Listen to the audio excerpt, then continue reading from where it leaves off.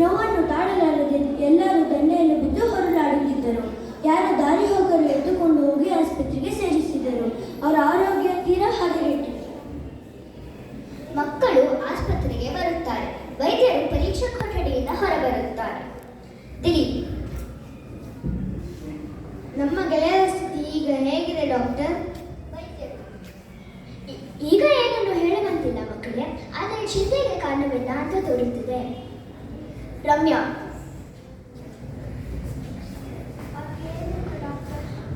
ವೈದ್ಯರು: ಅವರಿಗೆ ನದಿಯ ನೀರಿನ ಮಾಲಿನ್ಯದ ಸೋಂಕು ತಗುಲಿದೆ. ಪರಿಣಾಮವಾಗಿ ಇಡೀ ದೇಹದಲ್ಲಿ ದಪ್ಪ ದಪ್ಪ ಗೋಡೆಗಳೆದ್ದು ವಿಪರೀತ ತುರಿಕೆ ಪ್ರಾರಂಭವಾಯಿತು. ದೀಪಕ್: ಅವರ ಜೀವಕ್ಕೆ ಏನು ಅಪಾಯವಿಲ್ಲ ತಾನೆ? ವೈದ್ಯರು: ಚಿಂತಿಸಬೇಡಿ ಮಕ್ಕಳೇ, ಸಕಾಲದಲ್ಲಿ ಆಸ್ಪತ್ರೆಗೆ ಬಂದ ಕಾರಣ ನಾನು ಸೂಕ್ತ ಚಿಕಿತ್ಸೆ ನೀಡುತ್ತೇನೆ. ರೀಟಾ: ನಾವು ಅವರನ್ನು ನೋಡಬಹುದೇ?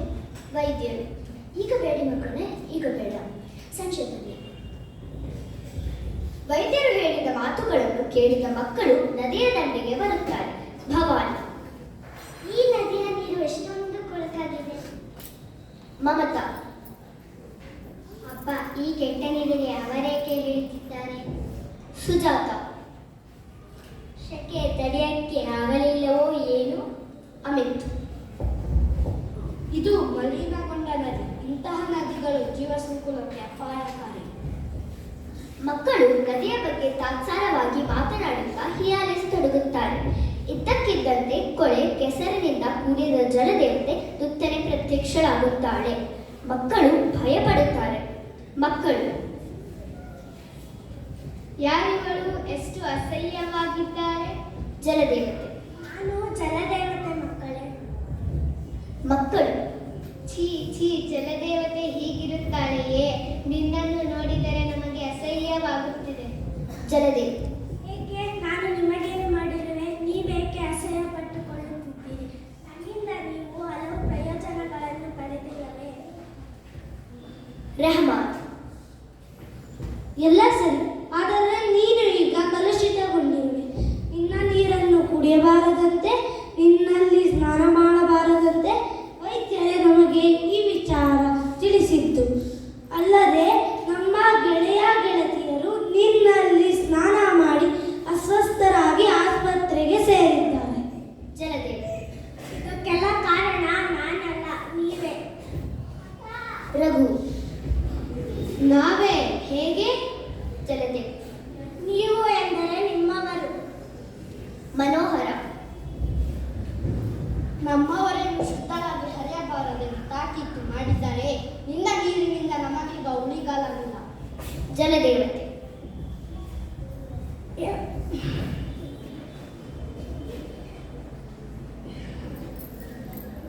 ಇಲ್ಲ ಮಕ್ಕಳೇ, ನೀವು ನನ್ನ ಬಗ್ಗೆ ತಪ್ಪು ತಿಳಿದಿದ್ದೀರಿ. ನನ್ನ ಮಾತುಗಳನ್ನು ಕೇಳಿ. ಪರಿಶುದ್ಧರಾಗಿ ಹರಿಯುವ ನನ್ನನ್ನು ಕಲುಷಿತಗೊಳಿಸಿದ್ದವರು ಮನುಷ್ಯರೇ. ಬಹಳ ಹಿಂದಿನಿಂದ ಇತ್ತೀಚಿನವರೆಗೂ ಮಾಲಿನ್ಯರಹಿತರಾಗಿ ಹರಿಯುತ್ತಿದ್ದೆ. ಆಗ ಈ ಮನುಷ್ಯರು ನನ್ನ ನೀರನ್ನು ಕುಡಿಯುತ್ತಿದ್ದರು, ಆಹಾರ ತಯಾರಿಕೆಗೆ ಬಳಸುತ್ತಿದ್ದರು ಹಾಗೂ ಬೇಸಾಯಕ್ಕೆ ಉಪಯೋಗಿಸುತ್ತಿದ್ದರು. ನನ್ನಲ್ಲಿ ಲೆಕ್ಕವಿಲ್ಲದಷ್ಟು ಜಲಚರ ಜೀವಿಗಳಿದ್ದು ಎಲ್ಲವೂ ಸಂತೋಷವಾಗಿ ಇದ್ದವು. ಆದರೆ ಈಗ ನಾನು ಪರಿಶುದ್ಧರಾಗಿಲ್ಲ. ಮನುಷ್ಯರು ನನ್ನನ್ನು ಮನಬಂದಂತೆ ಬಳಸುತ್ತಿದ್ದಾರೆ.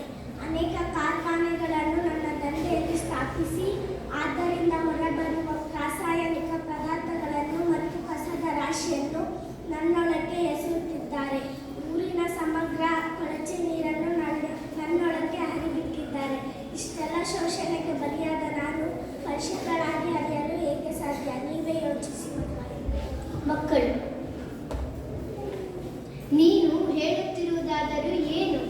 ಜಲದೇವತೆ: ನಾನು ಹೇಳುವುದಿಷ್ಟೇ, ಮನುಷ್ಯರು ಹೀಗೆ ಮಾಲಿನ್ಯ ಮಾಡುವುದನ್ನು ಮುಂದುವರಿಸಿದ್ದಾದರೆ ನಾನು ವಿಷಕನ್ಯೆ ಎಂಬ ಪಟ್ಟ ಧರಿಸುವ ಕಾಲ ದೂರವಿಲ್ಲ. ನಾನು ನನ್ನ ನೋವುಗಳನ್ನು ಯಾರ ಬಳಿ ಹೇಳಿಕೊಳ್ಳಲಿ? ಮಕ್ಕಳು ಚಿತ್ತಕ್ರಾಂತರಾಗಿ: ದೇವತೆಯೇ, ನೀನು ಮೊದಲಿನಿಂದಾಗಲು ಸಾಧ್ಯವಿಲ್ಲವೇ? ಜಲದೇವತೆ: ಮಕ್ಕಳೇ, ನನ್ನ ಮೇಲಾಗುತ್ತಿರುವ ದೌರ್ಜನ್ಯ ಸಂಪೂರ್ಣವಾಗಿ ನಿಲ್ಲಬೇಕು. ಎಲ್ಲರೂ ನನ್ನನ್ನು ಶುದ್ಧಗೊಳಿಸಲು ಶ್ರಮಿಸಬೇಕು. ನನ್ನಲ್ಲಿ ಯಾವುದೇ ಮಲಿನ ವಸ್ತು